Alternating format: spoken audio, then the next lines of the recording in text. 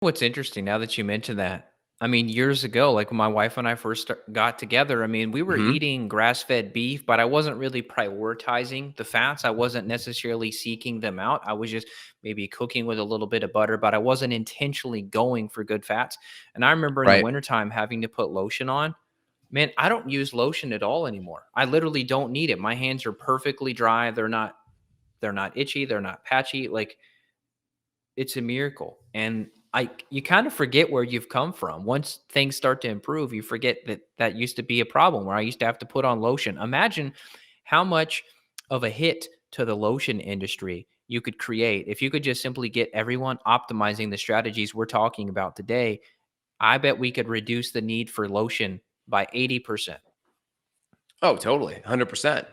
And And not to so, of mention, course, conventional lotions are actually one of the big triggers of eczema, in my opinion, because when you look at conventional lotions and some of these products that are advertised, you're getting hmm, into propylene glycol, you're getting into artificial fragrances, you're getting into many, many synthetic toxic chemicals that people are lathering on their skin just to supposedly fix their skin, but they're actually making their yep. skin worse. So you mentioned like topical coconut oil. There's many good like organic shea butter type lotions out there, like Dr. Bronner's. They make a really good lotion.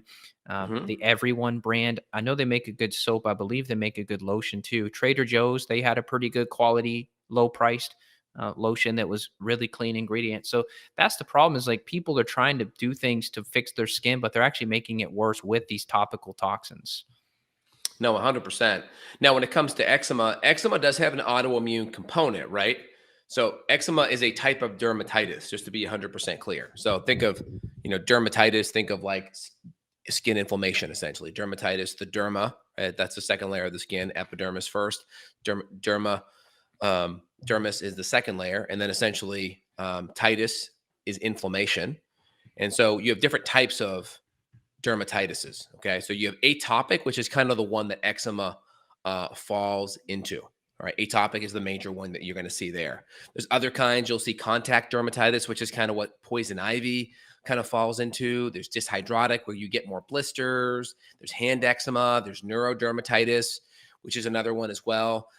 There's nummular eczema as well. And then there's one last one called stasis dermatitis. Those are the big ones. So atopic is going to be where eczema falls under. And there's an autoimmune component. There's all kinds of studies showing that people that have celiac, Crohn's, irritable bowel disease issues, lots of different autoimmune issues, there's an increased risk of eczema. So there's an autoimmune component there. And if you look at a lot of the medications that are used to address eczema, you're going to typically have like your anti-inflammatory steroids like cortisone, which are going to be topically rubbed on that area. The problem with that is it tends to not actually fix it. It calms it down, but it can also thin out that skin and make it more prone to have a flare up later on. So it can be helpful in the short run, but you're kind of robbing Peter to pay Paul, right? And then you have other medications like Eucrisa or Elodel that are like kind of more on the calcium urinase inhibitors. They're kind of an immune suppressant.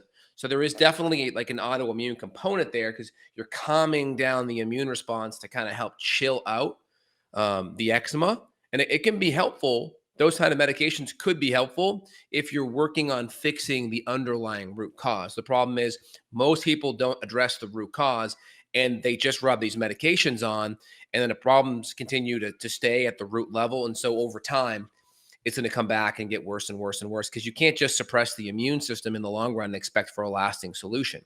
So those medications may be okay if you're working with someone to really get to the root cause. So that's pretty much what conventional medicine has for options. It's going to have those things.